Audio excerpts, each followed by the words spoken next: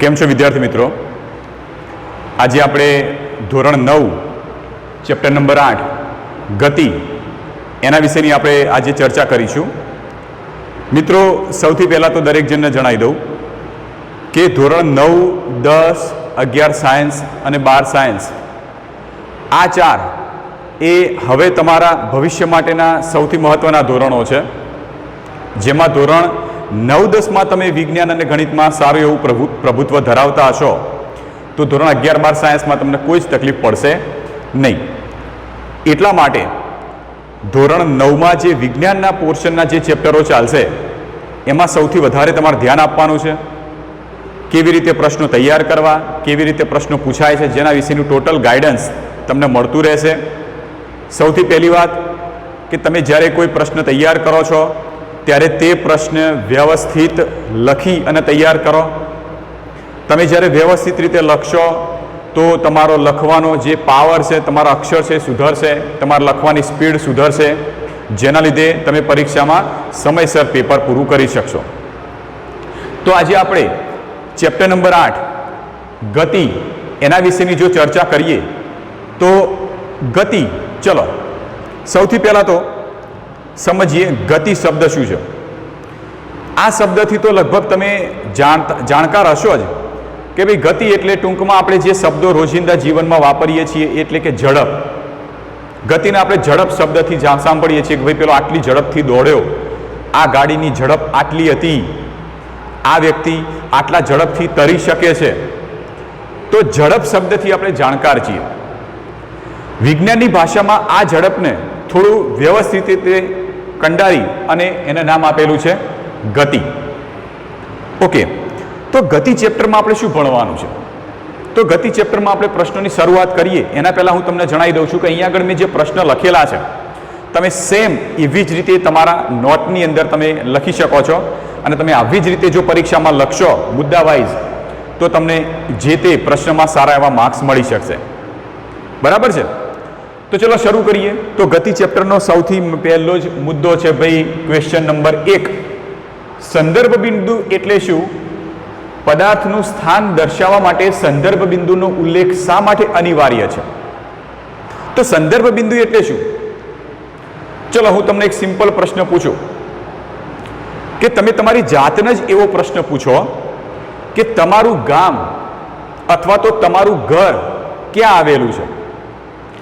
સ્વાભાવિક છે. ચલો માની લો કે તમે ધારો કે અત્યારે સ્કૂલમાં બેઠા છો, તમને એમ કહેવામાં આવે કે ભાઈ તારું ગામ ક્યાં આવેલું છે, તો તમે શું કહેશો કે ભાઈ ધારો કે હારીજવાળા પટ્ટાની જો વાત કરીએ તો હારીજવાળા પટ્ટા ઉપર આ જે ફલાણું જે સ્ટેન્ડ છે ત્યાંથી આપણે અંદર જવાનું, અંદર આ મંદિર છે ત્યાંથી રાઈટ સાઈડ વળવાનું, ત્યાં આગળ આ એક હોલ આવશે અથવા તો કહેવાય કે ભાઈ સભાગૃહ આવશે, એની 2 ઘર છોડી અને મારું ઘર છે.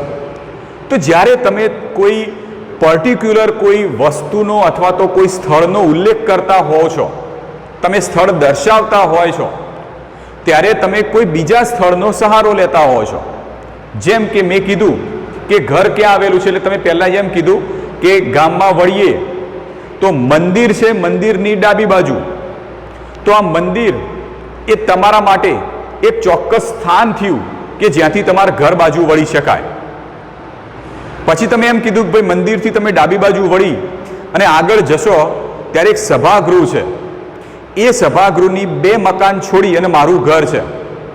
તો આ સભાગૃહ કે જેનો તમારા મકાનના સ્થાન માટેનો ઉલ્લેખ કરવા માટે, મકાનનું એડ્રેસ આપવા માટે તમે સભાગૃહનો ઉલ્લેખ કર્યો, તો આ સભાગૃહ, આ મંદિર, એના આપણે સંદર્ભ બિંદુ કહી શકીએ. તો આપણી લોકલ ભાષાની અંદર સંદર્ભ બિંદુની આપણે સમજૂતી આવી રીતે જોઈ શકીએ, પણ સંદર્ભ બિંદુની વિજ્ઞાનની ભાષામાં વ્યાખ્યા છે. તો વ્યાખ્યા એકવાર સમજી લો પહેલાં ધ્યાનથી કે કોઈ પણ પદાર્થનું સ્થાન દર્શાવવા માટે, જેમ કે તમારા ઘરનું એડ્રેસ દર્શાવવા માટે, કોઈ પણ પદાર્થનું સ્થાન દર્શાવવા માટે જે નિયત બિંદુનો સંદર્ભ તરીકે ઉપયોગ કર્યો, તો તમારું જે ગામમાં ઘરનું સ્થાન, ઘરનું એડ્રેસ દર્શાવવા માટે તમે કોનો ઉલ્લેખ કર્યો? સભાગૃહનો. તો આ સભાગૃહ એ તમારા ઘર માટેનું સંદર્ભ બિંદુ કહેવાય. તો કોઈ પણ પદાર્થનું સ્થાન દર્શાવવા માટે જે નિયત બિંદુનો સંદર્ભ તરીકે તમે ઉલ્લેખ કરો છો અથવા તો ઉપયોગ કરો છો તેના સંદર્ભ બિંદુ કહેવાશે. સમજ્યા? સંદર્ભ બિંદુનો મતલબ એવો થાય કે તમે કોઈ પણ પદાર્થનું સ્થાન દર્શાવવું છે તો એ દર્શાવવા માટે કોઈ ચોક્કસ વસ્તુનો તમે ઉપયોગ કર્યો. જેમ કે તમારા ઘરનું એડ્રેસ દર્શાવવા માટે તમે સભાગૃહ ક્યાં તો મંદિરનો ઉપયોગ કર્યો. તો આ મંદિર કે સભાગૃહ એને તમે સંદર્ભ તરીકે ઉપયોગ કર્યો હોવાથી એને સંદર્ભ બિંદુ કહી શકાય. ખ્યાલ આવી ગયો? ચલો એક ઉદાહરણ જોઈએ. તો ઉદાહરણ આ પ્રમાણે આપેલું છે કે ભાઈ એક ગામમાં એક શાળાનું એડ્રેસ બતાવેલું છે. કેવી રીતે છે જો, એક ગામમાં એક શાળા છે. આ શાળા રેલવે સ્ટેશનથી ઉત્તર તરફ 2 કિલોમીટરના અંતરે છે અને એસટી સ્ટેન્ડથી પશ્ચિમ દિશા તરફ 3 કિલોમીટરના અંતરે છે. એટલે ગામમાં એક સ્કૂલ છે. આ સ્કૂલનું એડ્રેસ કેવી રીતે આપી દીધું કે આ સ્કૂલ જે કહેવાય રેલવે સ્ટેશનથી ઉત્તર તરફ જો, પણ રેલવે સ્ટેશનથી 2 કિલોમીટર દૂર છે અને એસટી સ્ટેન્ડથી 3 કિલોમીટર દૂર છે. તો સ્કૂલનું એડ્રેસ દર્શાવવા માટે તમે 2 સ્થળનો ઉપયોગ કર્યો. નંબર 1, રેલવે સ્ટેશનથી 2 કિલોમીટર દૂર એટલે રેલવે સ્ટેશન અને એસટી સ્ટેન્ડથી 3 કિલોમીટર દૂર એટલે એસટી સ્ટેશન. ખ્યાલ આવી ગયો? તો રેલવે સ્ટેશન અને એસટી સ્ટેશન આ બંનેને આપણે સંદર્ભ બિંદુ તરીકે ઓળખી શકીએ. તો પહેલા કિસ્સામાં એટલે કયો કિસ્સો કે શાળા રેલવે સ્ટેશનથી ઉત્તર તરફ 2 કિલોમીટર દૂર અંતરે હતી, એ પહેલો કિસ્સો. તો પહેલા કિસ્સામાં રેલવે સ્ટેશન સંદર્ભ બિંદુ કહેવાશે. તો સંદર્ભ બિંદુ કોણ કહેવાશે? તો પહેલા કિસ્સાની વાત કરીએ તો રેલવે સ્ટેશન એના આપણે સંદર્ભ બિંદુ કહીએ, કારણ કે આનો ઉપયોગ કરી શાળાનું આપણે એડ્રેસ મેળવ્યું. બીજો કિસ્સો શું હતો કે તે એસટી સ્ટેન્ડથી પશ્ચિમ દિશા તરફ 3 કિલોમીટરના અંતરે છે. તો કોનાથી ભાઈ 3 કિલોમીટરના અંતરે છે શાળા? એસટી સ્ટેન્ડથી.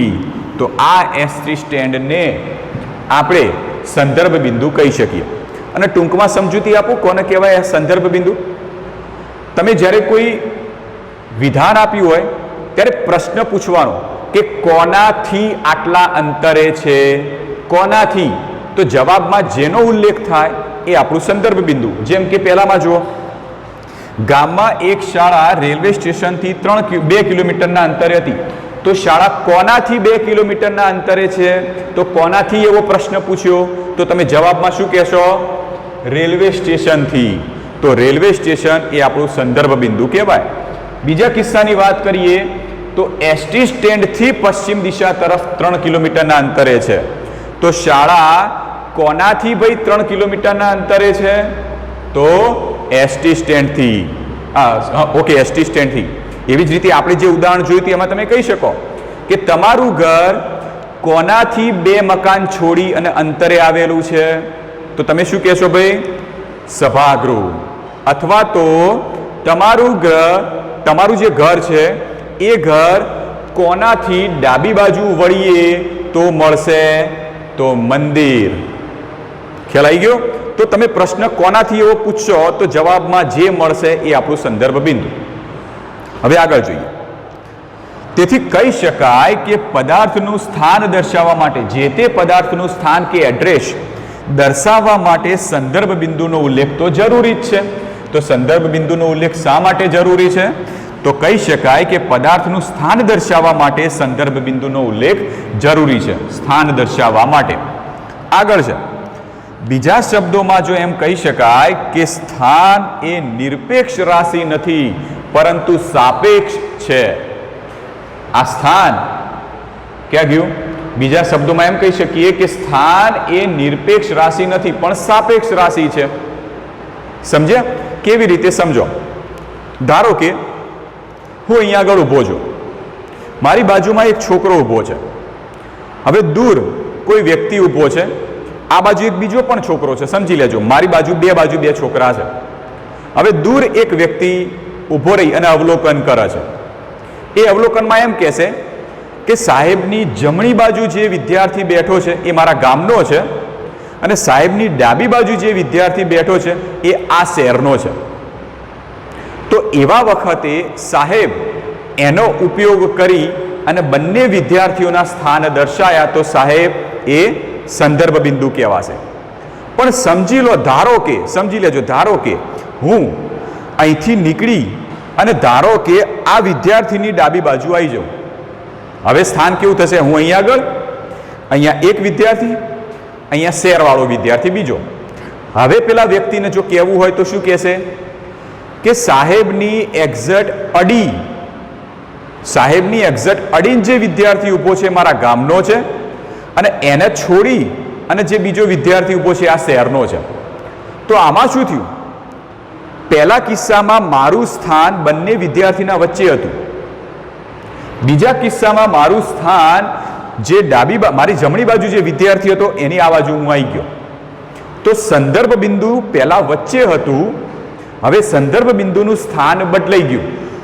તો જેવું સંદર્ભ બિંદુનું સ્થાન બદલાઈ જાય એટલે આપણે જે વાતનો ઉપયોગ કર્યો, જે કહેવતનો ઉપયોગ કર્યો બદલાઈ ગયો. જેમ કે શું કે પહેલા હું અહીંયા આગળ હતો તો આપણે શું કહેતા હતા કે ભાઈ આ વિદ્યાર્થી મારી જમણી બાજુ છે અને આ ડાબી બાજુ છે. હવે તમે અહીંયા આગળ ઉભા રહેશો ને એમ નહીં કહી શકો કે પેલો ડાબી બાજુ છે અને પેલો જમણી બાજુ છે.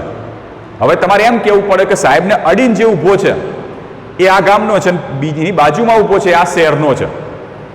તો જ્યારે સંદર્ભ બિંદુનું સ્થાન બદલી કાઢીએ છીએ તો જે તે પદાર્થનું સ્થાન પણ બદલાઈ જશે.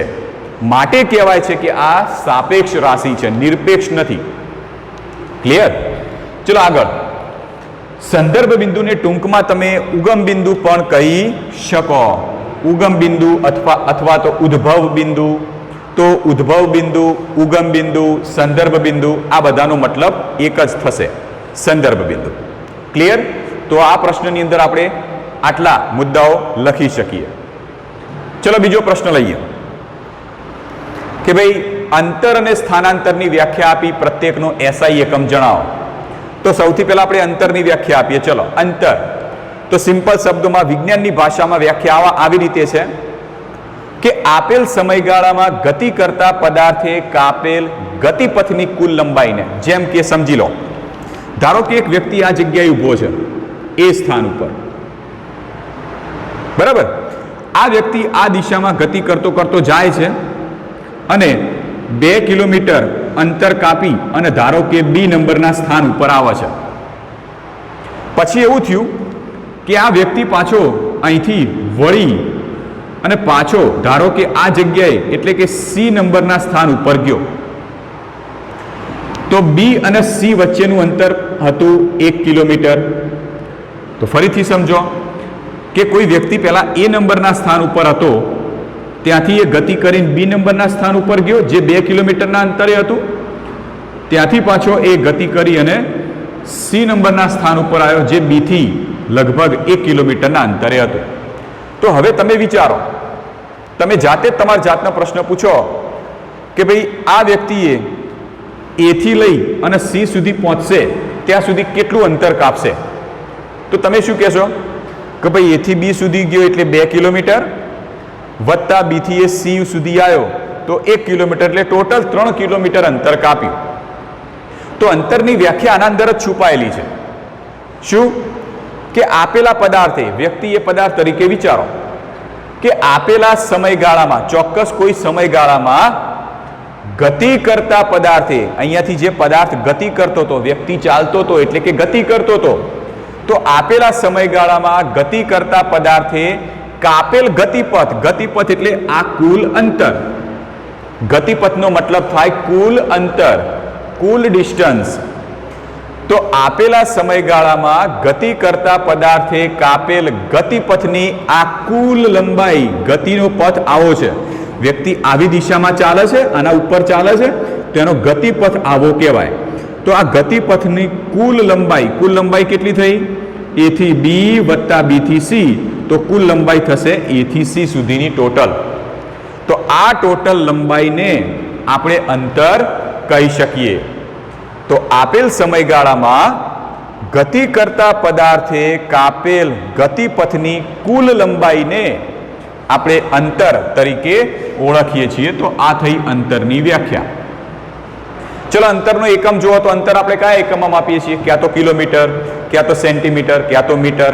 પણ એસઆઈ એકમ પદ્ધતિમાં એસઆઈનું પૂરું નામ થશે સિસ્ટમ ઇન્ટરનેશનલ. તો આ જે એસઆઈ એકમ પદ્ધતિમાં એનો એકમ જે લીધેલો છે એ એકમને આપણે મીટર તરીકે ઓળખીએ. એટલે ટૂંકમાં જ્યારે દાખલા ગણીશું ત્યારે અંતરના જો દાખલા આવશે તો એમાં પાછળ જે એકમ લખવાનું થશે આપણે મીટર એકમ લખીશું. બરાબર છે. ચલો સ્થાનાંતરની વાત કરીએ તો સ્થાનાંતર એટલે શું? તો સ્થાનાંતરનો ટૂંકમાં શબ્દ સમજાવી દઉં કે વ્યક્તિ અહીંયાથી એ થી શરૂ કરી બી ગયો, બી થી સી સુધી આવ્યો. તો અહીંયા જુઓ તમે, વ્યક્તિ હતો એ ઉપર, એ બી થી લઈને સી સુધી આવ્યો, તો એ થી સી સુધી ગયો. આ ટૂંકો માર્ગ એનો કહેવાય. તો પ્રારંભિક સ્થાન આર્યું કહેવાશે. અહીંથી શરૂ કર્યું અને છેલ્લે પહોંચ્યો ક્યાં આગળ? સી સુધી. તો પ્રારંભિક સ્થાન અને અંતિમ સ્થાન ને જોડતી આ જે રેખા મેં દોરી, એ રેખા જેટલું અંતર થાય, રેખાના માપનું જેટલું અંતર થાય એને સ્થાનાંતર કહેવાય. ફરીથી કહું છું કે પ્રારંભિક સ્થાન અને અંતિમ સ્થાન ને જોડતો રેખાખંડ એ જેટલી લંબાઈનો હોય એ લંબાઈને આપણે સ્થાનાંતર કહીએ છીએ. આ સિમ્પલ શબ્દોમાં સમજૂતી કહેવાશે. વ્યાખ્યા પ્રમાણે છે કે પદાર્થના ગતિપથના પ્રારંભિક સ્થાન એટલે એ સ્થાન થી, એ સ્થાન પ્રારંભિક સ્થાનથી અંતિમ સ્થાન સુધીના, પ્રારંભિક સ્થાન એટલે આ, અંતિમ સ્થાન એટલે આ, અહીંયા સુધીનું લઘુત્તમ અંતર કયું થાય? તો લઘુત્તમ અંતર એટલે અહીંથી અહીંયા સુધીની સીધી લાઈન, એ આ બંને વચ્ચેનું લઘુત્તમ અંતર. બે અંતર છે, એ થી સી સુધી પહોંચવાના બે અંતર છે. એક આ ગતિપથનું આખું અંતર અને એ થી સી સુધીનું આ ટૂંકામાં ટૂંકું અંતર. તો આ જે ટૂંકામાં ટૂંકું અંતર કહેવાય એને આપણે સ્થાનાંતર કહી શકીએ. ધારો કે કોઈ પદાર્થ આ જગ્યાએ હોય, અહીંથી એ ધારો કે આ જગ્યાએ જતો હોય, આ જગ્યાએ, આ જગ્યાએ, આ જગ્યાએ અને આ જગ્યાએ છેલ્લે આવે છે. આ એ, બી, સી, ડી, ઈ અને એફ બિંદુ આગળ છેલ્લે આવે છે, સમજી લો. તો એ થી બી ગયો, બી થી સી ગયો, સી થી ડી ગયો, ડી થી ઈ ગયો અને ઈ થી છેલ્લે એફ સુધી આવે છે. તો અંતર કોને કહેવાશે? તો અંતર એટલે કાપેલું આ કુલ અંતર. જેમ કે અહીંયા આગળ જો એ થી બી સુધી ગયો, બી થી સી આવ્યો, સી થી ડી આવ્યો, ડી થી ઈ આવ્યો અને ઈ થી એફ આવ્યો. તો આ જે કુલ ગતિપથ બન્યો, આ કુલ ગતિપથની જેટલી લંબાઈ થઈ એને આપણે અંતર કહી શકીએ. પરંતુ સ્થાનાંતર એટલે પહેલા પ્રારંભિક સ્થાન આ હતું, અંતિમ સ્થાન આ થયું. તો પ્રારંભિક અને અંતિમ સુધીનું જે લઘુત્તમ અંતર કહેવાય, લઘુત્તમ સ્થાન, આટલી લઘુત્તમ લંબાઈ, એને આપણે સ્થાનાંતર કહી શકીએ. તો સ્થાનાંતર એટલે લઘુત્તમ અંતર અને અંતર એટલે ગતિપથની કુલ લંબાઈ. જ્યાંથી શરૂ કર્યું ગમે એટલા બધી જ જગ્યાના અલગ અલગ બધા માર્ગ ઉપરથી ફરી અને કોઈ એક જગ્યાએ પહોંચ્યો, તો અંતર એટલે જે માર્ગ ઉપર ફરીને પહોંચ્યો ત્યાં બધાની લંબાઈ ગણવાની, એ લંબાઈ એટલે અંતર. અને સ્થાનાંતર એટલે જ્યાંથી શરૂ કર્યું અને જ્યાં પહોંચ્યો ત્યાં સુધીનું શોર્ટકટ, એને આપણે સ્થાનાંતર કહી શકીએ. તો પદાર્થના ગતિપથના પ્રારંભિક સ્થાનથી અંતિમ સ્થાન સુધીના લઘુત્તમ અંતરને, આ શબ્દ નહીં હોય તો વ્યાખ્યા ખોટી પડશે, લઘુત્તમ અંતરને આપણે સ્થાનાંતર કહી શકીએ. તો સ્થાનાંતરનો મતલબ થાય પ્રારંભિક અને અંતિમ સ્થાન. સ્થાનાંતરમાં શું જોવાનું? ફક્ત પ્રારંભિક અને અંતિમ સ્થાન જ જોવાનું. બરાબર છે. એની બીજી પણ વ્યાખ્યા છે, તમે એક વ્યાખ્યા પણ લખી શકો છો. બીજી વ્યાખ્યા આ પ્રમાણે બુકમાં આપી છે કે આપેલા સમયગાળામાં ચોક્કસ દિશામાં, આ દિશામાં ક્યાં તો આ દિશામાં, આપેલા સમયગાળામાં ચોક્કસ દિશામાં પદાર્થના સ્થાનમાં થતા ફેરફાર, એટલે કે પ્રારંભિક સ્થાન આ, અંતિમ સ્થાન આ, તો સ્થાનમાં ફેરફાર થયો. તો આપેલા સમયગાળામાં ચોક્કસ દિશામાં પદાર્થના સ્થાનમાં જે ફેરફાર થાય એને આપણે સ્થાનાંતર કહીએ.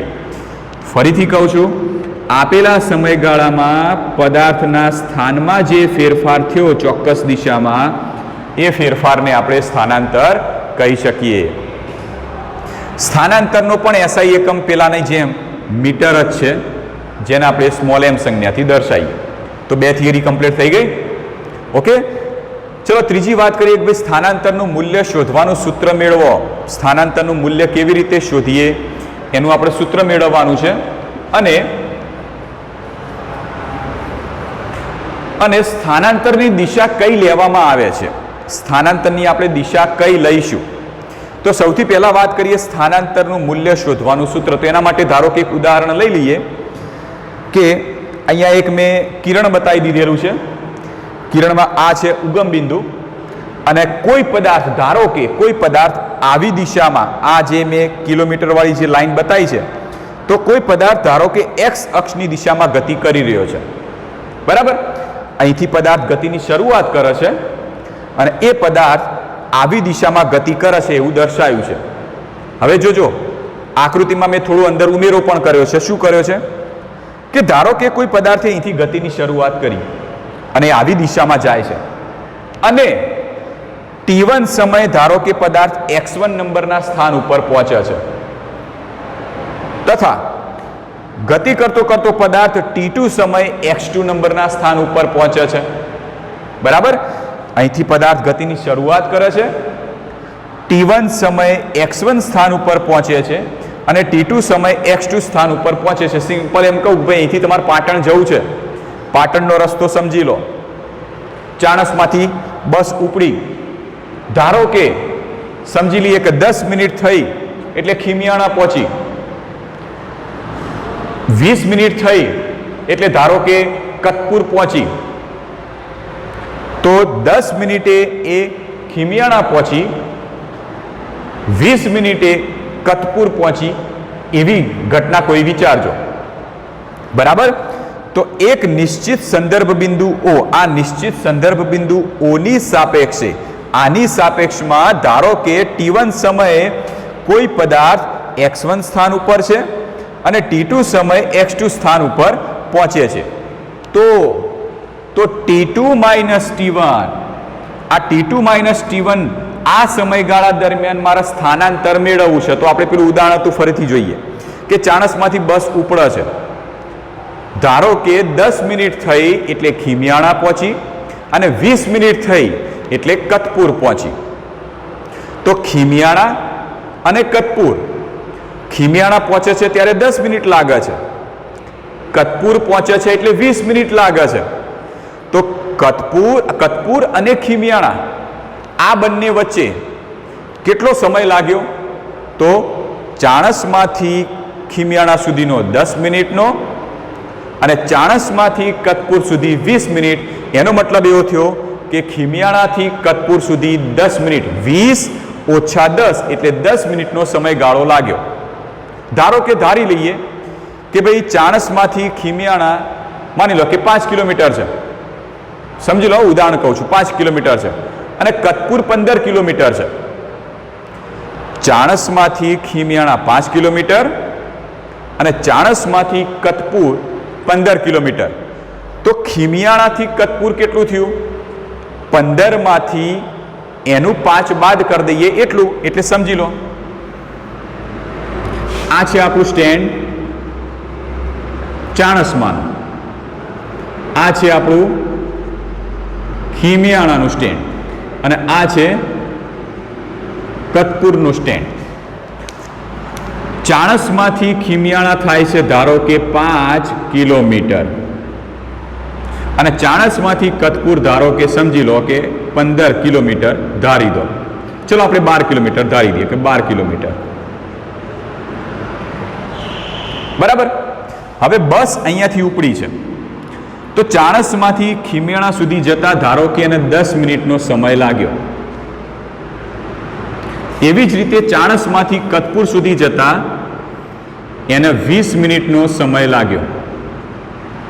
તો 10 મિનિટ એને આપણે t1 નામ આપી દઈએ, 20 મિનિટ એને આપણે t2 નામ આપી દઈએ. તો t1 આ જગ્યાનું પોઈન્ટ, એની કિંમત 10 મિનિટ, t2 એટલે આ જગ્યાનું પોઈન્ટ જેની કિંમત થશે 20 મિનિટ. તો હું વ્યવસ્થિત અહીંયા આગળ લખું એટલે તમને દેખાય. t2 બરાબર 20 મિનિટ. તો ફરીથી જોઈ લેજો, હા આપણે કેવી રીતે મેળવીએ છીએ. તો ભાઈ ચાણસમાંથી ખીમિયાણા ગયા એટલે 10 મિનિટ લાગી, ચાણસમાંથી કતપુર ગયા એટલે 20 મિનિટ લાગી. તો ખીમિયાણાથી કતપુર સુધી પહોંચી ગાડી આપણી ત્યારે સમયગાળો કેટલો થયો? જો અહીંથી આટલો 10 હોય, અહીંથી આટલો 20 મિનિટ હોય, તો અહીંયાથી આટલો કેટલો થાય? 20માંથી 10 બાદ કરો. 20 એટલે T2 માંથી 10 એટલે T1. તો T2 માઇનસ T1 એટલે આટલો સમયગાળો. તો ખીમિયાણાથી કતપુર સુધી પહોંચતા બસને કેટલો સમય લાગ્યો? 20 મિનિટ ઓછા 10 મિનિટ એટલે બંને વચ્ચે 10 મિનિટનો સમય લાગ્યો. તો એ દરમિયાન આ 10 મિનિટમાં એ કેટલું અંતર કાપે છે? તો ચાણસમાંથી ખીમિયાણા સુધી 5 કિલોમીટર અને ચાણસમાંથી કતપુર સુધીનું 12 કિલોમીટર. તો એનો મતલબ આ અંતર 12 કિલોમીટર, આ અંતર 5 કિલોમીટર. તો આટલું કેટલું થાય?